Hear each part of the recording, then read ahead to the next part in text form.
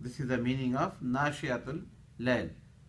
That you first you slept, and after sleeping you woke up. So when you woke up second time after sleeping, that's called nashiatul layl.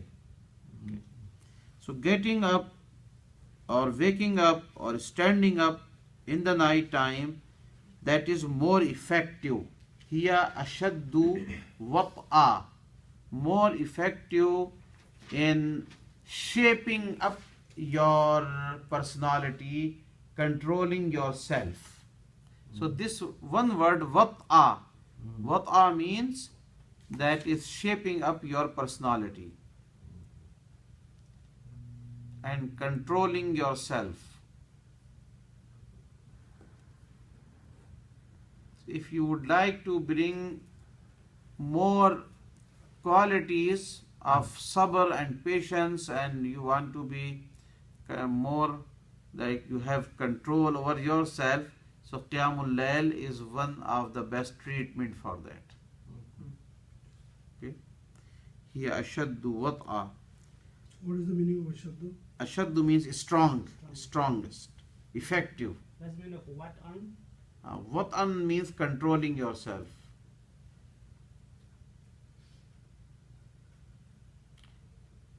And this is the quality that is highly required in, first of all, in all the messengers and all the prophets of Allah subhanahu wa ta'ala, because they have to face so much challenges, right? And Aqwam. Aqwam means upright. Aqwam, upright. Qila, qeel is like words of God.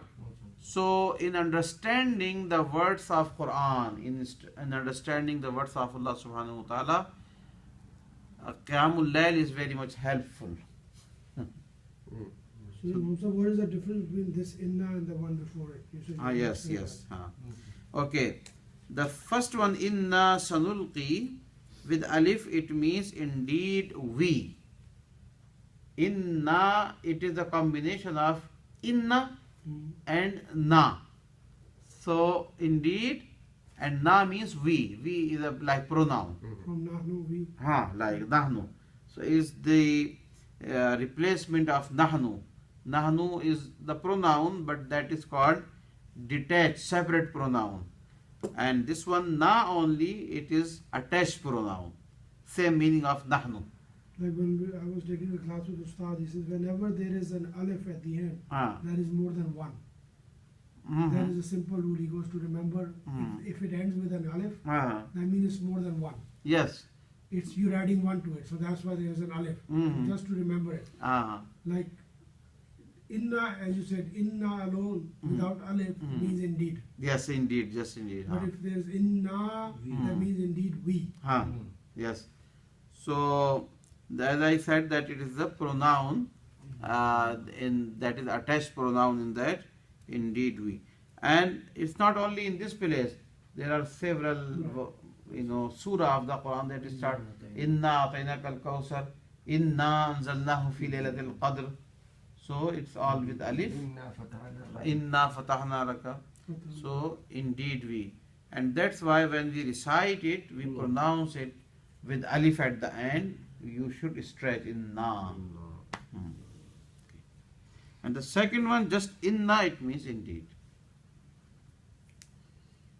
So this is aqwa muqila. Now the last ayah, inna laka fin nahari sabhan tawila.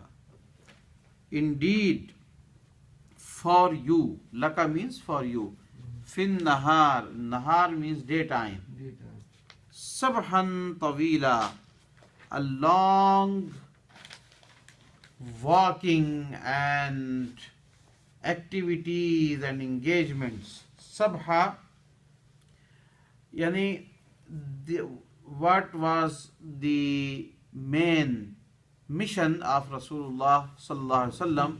He already started going out to the people, reaching out to the people. So he was visiting, he was traveling, he was walking. So all daytime his daytime was busy in so many activities.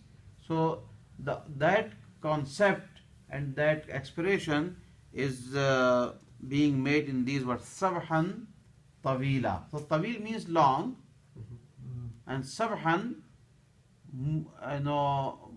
movement, activities, and moving around. That is called sabha.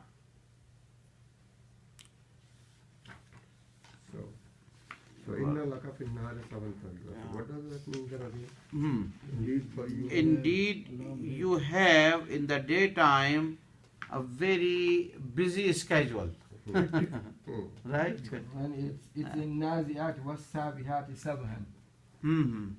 Yes.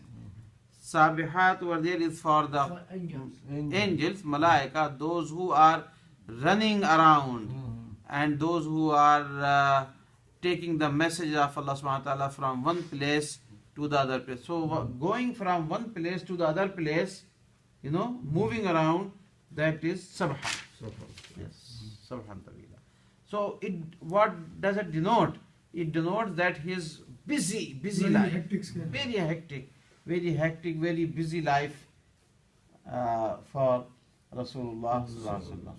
So in other words, Allah subhanahu wa ta'ala is telling him that although we know that you have a very, very busy schedule, you have so many activities throughout the day, But you stand up. but stand up again, still you stand up in the night time and do the Qiyamul Layl. So, Ya Ayyuhal Muzammil, is he addressing Prophet Muhammad sallallahu alaihi wasallam? Yes. O Rasul, O Prophet. Our Rasulullah sallallahu alaihi wasallam, the one who is wrapping up his body with blanket. That will be the whole meaning. So it's direct, address. So both words have the same meaning, Mudassir and Muzammil? Very close. Muzammil is more like wrapping up something with additional, like a blanket, and Mudassir something that is touching to our body, like a sheet. If we are wrapping up with the sheet, so that is touching more our skin. And blanket we do not put on our body. First we have some clothes, on the top of that we are wrapping with the blanket. So this is the fine difference between the two words.